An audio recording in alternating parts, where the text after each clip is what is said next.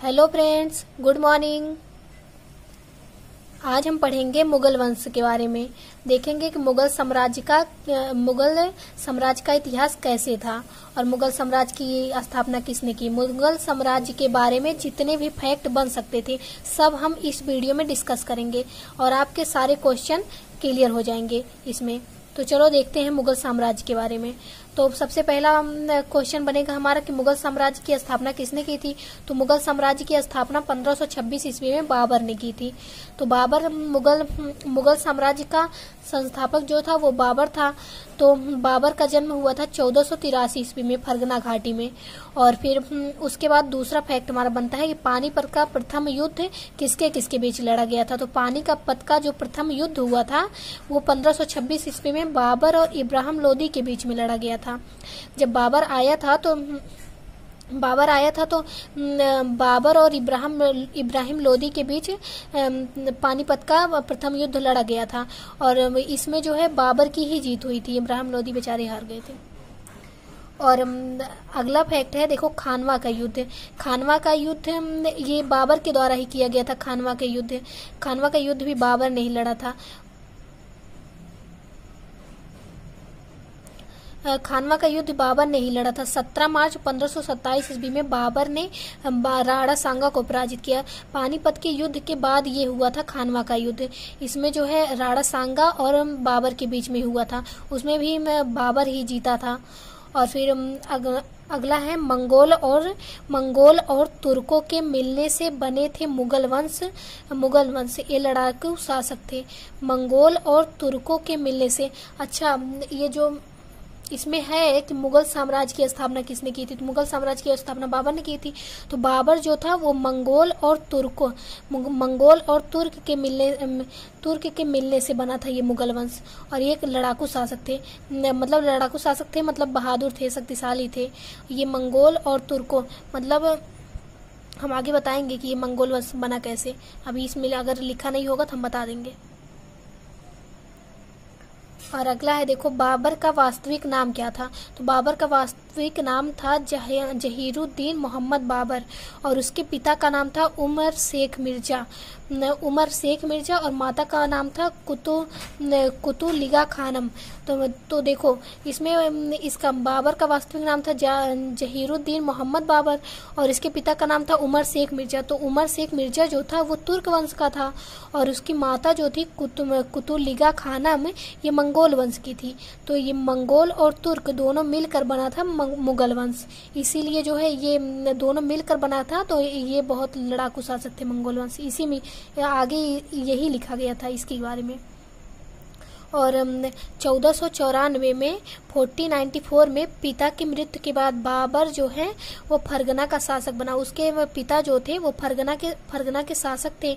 तो जब पिता की मृत्यु हो जाती तो बेटा ही बनता है ना राजा, तो इसीलिए वो फरगना का शासक बना बाबर। तो बाबर का प्रारंभिक संघर्ष, अब हम बाबर के बारे में देखेंगे। बाबर का प्रारंभिक संघर्ष, तो देखो बाबर ने 1494 में समरकंद को जीतने का प्रयास किया और असफल रहा।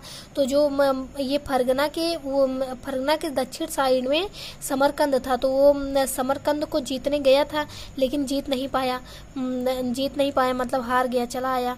फिर उसके बाद मैंने तो सुना था हार के वो दिल्ली चला गया। फिर उसके बाद मतलब ये 1494 में गया था तो जीता नहीं था, हार गया था।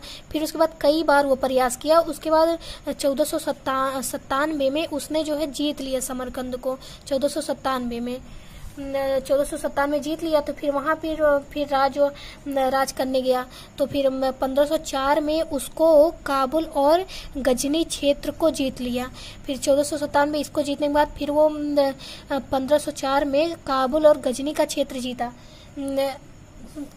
क्षेत्र जीता और 1507 में उसने बादशाह की उपाधि धारण की। तो जब वो सब कुछ जीता चला गया, 1497 में ये जीता और फिर 4 में काबुल और गजनी का क्षेत्र जीता, तो 7 में उसने बादशाह की उपाधि धारण कर ली बाबर ने। और दिल्ली में सल्तनत वंश का अंतिम शासक लोदी वंश चल रहा था। जब बाबर जब भारत आया था तो उस समय दिल्ली में सल्तनत वंश चल रहा था और सल्तनत वंश का अंतिम शासक लोदी वंश चल रहा था। फिर देखेंगे हम बाबर का आक्रमण। अब बाबर के आक्रमण के बारे में पढ़ेंगे।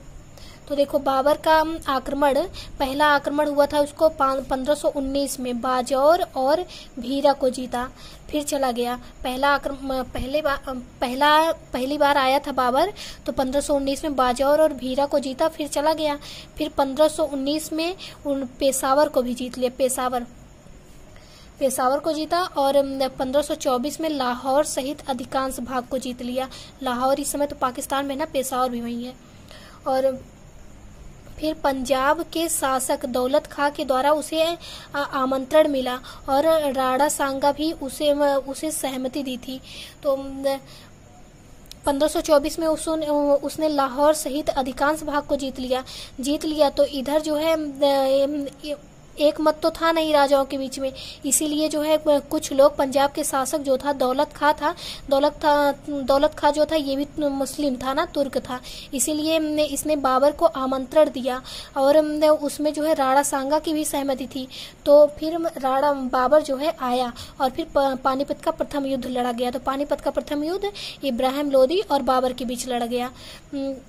तो 21 अप्रैल 1526 को पानीपत का प्रथम युद्ध हुआ था, जिसमें इब्राहिम लोदी जो है वो हार जाता है और बाबर जीत गया। और इस युद्ध में तोपखाने का प्रयोग किया गया था पहली बार भारत में। ये पूछा जाता है कि पहली बार भारत में तोपखाने का प्रयोग कौन किया था, तो बाबर ने किया था। बाबर वैसे भी शक्तिशाली था, तो इसलिए पहली बार तोपखाने का प्रयोग इसने किया था। और मुगल वंश की स्थापना भी की। इब्राहिम लोदी को हराने के बाद इसने मुगल वंश की स्थापना कर दी बाबर ने। और अली कुली और मुस्तफ़ा ने मिलकर तोपों का नेतृत्व किया। तो जो तोप का नेतृत्व कौन करेगा, तोप का प्रयोग हुआ था तो उसका नेतृत्व भी किसी को करना चाहिए, तो ये अली कुली और मुस्तफ़ा ने मिलकर तोपों का नेतृत्व किया। कई बार ये एग्जाम में पूछा गया है कि बाबर की लड़ाई में तोपों का नेतृत्व किसने किया था, तो अली कुली और मुस्तफ़ा ने मिलकर। और फिर युद्ध के पश्चात बाबर ने उदारता का परिचय दिया और चांदी के सिक्के भी बंटवाए और जनता ने उसे कलंगन की उपाधि दी। तो जब उसको इब्राहिम लोदी को हराने के बाद बाबर ने अपना उदारता का परिचय दिया और चांदी के सिक्के जनता में बंटवाए, तो जनता ने उसे कलंगन की उपाधि दी। कई बार ये पूछा गया है कि कलंगन की उपाधि उसे कब मिली थी, तो जनता द्वारा दिया गया था ये पानीपत के युद्ध जीतने के बाद उसे। फिर उसके बाद हम देखेंगे इसका पानीपत का युद्ध हो गया बाबर का, तो अब हम देखेंगे बाबर का खानवा का युद्ध।